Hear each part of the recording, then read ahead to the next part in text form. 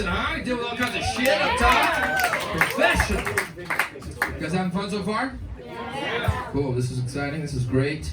We gotta do all kinds of hell gigs to do shows like this. We do a lot of bad shows as comics. I recently had to do a show at a frat house in Berkeley. Yeah, it's not the dream, you know?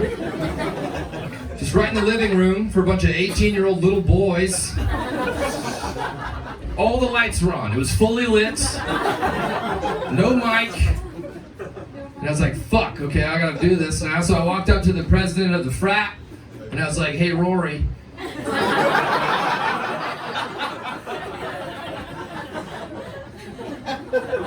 was like, I'm gonna make fun of you guys. Is that okay? Is that okay with you? Is that okay? And he was like, he looked at me all confused. He was like, fuck yeah, bro. Fucking, yeah, bro, like make fun of us. That's why we fucking got you, bro. We want to see Applebowl, bro. Like fucking, and I was like, okay, dude, I'm gonna get up. You said fuck a lot really quickly, so I'm gonna take off. So I started walking to the stage, which was just the end of the room. That's all it was. And he calls after me, he goes, hey, Caleb, just one thing. Can you try to, like, not do any rape jokes? I started looking at myself. I was like, why'd you think I was gonna do that, you know?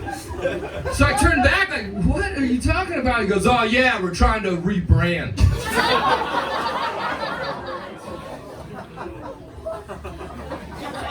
I was like, I hope you're not a marketing major, Rory.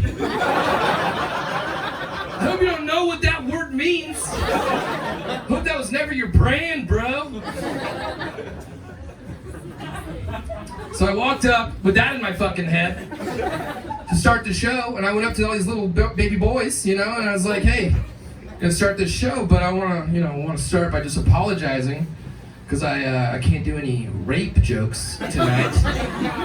And then they looked at me and at each other like, why would you even say that?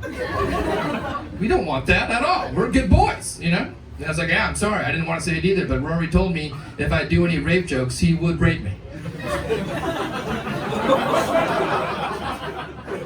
Rory didn't like that at all. He didn't like that at all. But I was like, he meant the right thing, but he said it the wrong way. And I was like, leave it to a frat house to just force a rape joke on me that I didn't even want to write in the first place. Still got some rebranding to do, Roar. People sort of dropped off on the end of that one.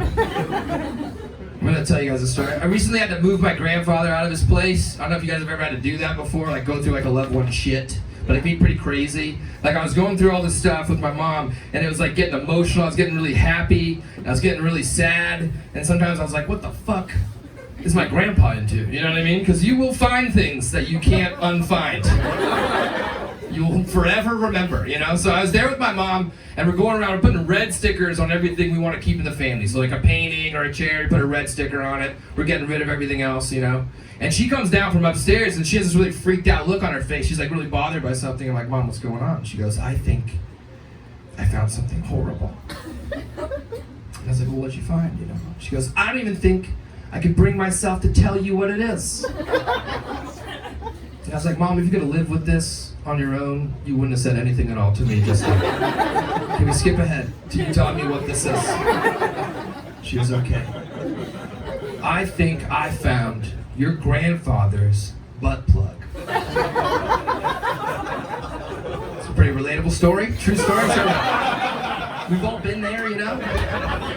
But when I heard that, I got really excited. I was like, describe it to me. I want to know what kind of butt plug Grandpa's got. Like, how fun is it? Does it have a little jewel on it? Does it have a tail? You know, like, how big is it? He's 94. Like, how big does it need to be? You know what I mean? Like, I don't know if you've ever walked behind a 94-year-old man. It's just wind escaping constantly. So I said all that stuff to my mom, and then she told me where it was. And so I walked up to the bedroom, and I opened the bottom drawer next to the bed, and I looked down, and I instantly realized what it was. It was the inside of a Fleshlight. Make some noise if you don't know what a Fleshlight is. Good. Okay, I'll come. A pocket pussy. Have you ever heard of a pocket pussy? A dilbro. so, it's basically a hole that a man like buys online to fuck, you know what I mean? Or make love to, it depends how many candles you have as a man, I think. But it was still in the bag, like thank God it was still in the bag, you know? So I like reached down and I grabbed it by just like the tippy tips of my fingies. You know, I'm not trying to touch this thing, I'm not trying to grip it, you know, I'm not trying to like have a thing with, I was like holding it like it's like I'm holding it like it's my grandfather's fleshlight. You know, like far away from my fucking face, that's for sure, you know? And then I turn it to the side and I look at it, I realize that he bought a mouth version. And I was like, this is so cool, I'm learning about my grandpa, you know? Like given a choice, he's a mouth guy, isn't that neat? Don't you want to know that about your grandpa? I was like, wow, cool. Is it, you know, does it skip a generation? Like, I don't know. Love a good mouth, you know? And I just want to say this, I'm not like judging him for having it, like I get it, like we've all fucked inanimate objects, we all have, like don't act like you haven't, you're shaking your head, but you fucked a thing before, you have. Even if you don't think you have, you've like bumped up against like something and you waited there a little bit too long, and you fucked that table, you fucked that thing, you know what I mean? Like, when you're a kid, you like go to school, and you like put your backpack on your lap, you think about a girl, and then you fuck that JanSport is what you did. I fucked my whole house until I was well into my teens. Puberty was gnarly. I just fucked everything in there. Like if it was medically possible, I would have fathered so many little beds. And like little dog beds, like couches, everything. I fucked everything in my house.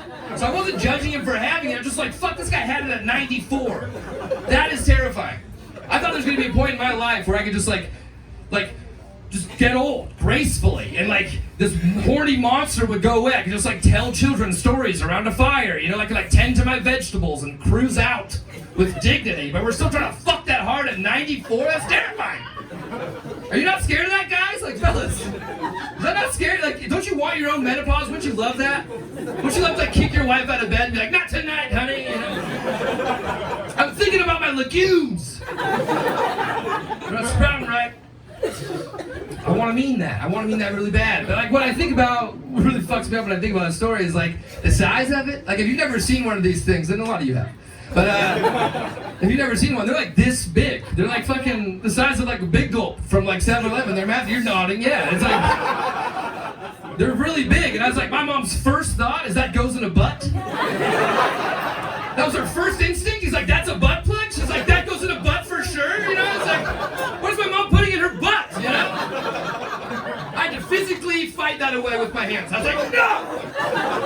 No, mommy, no! Mommy! And I don't know if you guys have ever stared on the barrel of the mouth that your grandfather bought to fuck on the internet. Really just had a moment with it, like really peered into that little black hole in the middle, but that mouth will start moving. It will start talking about it. I was just staring at it, it just was like, fucking kill me. So I didn't know what to do, I just got freaked out. So I put it back down in the drawer, I put my red sticker on it, and then I shut the drawer.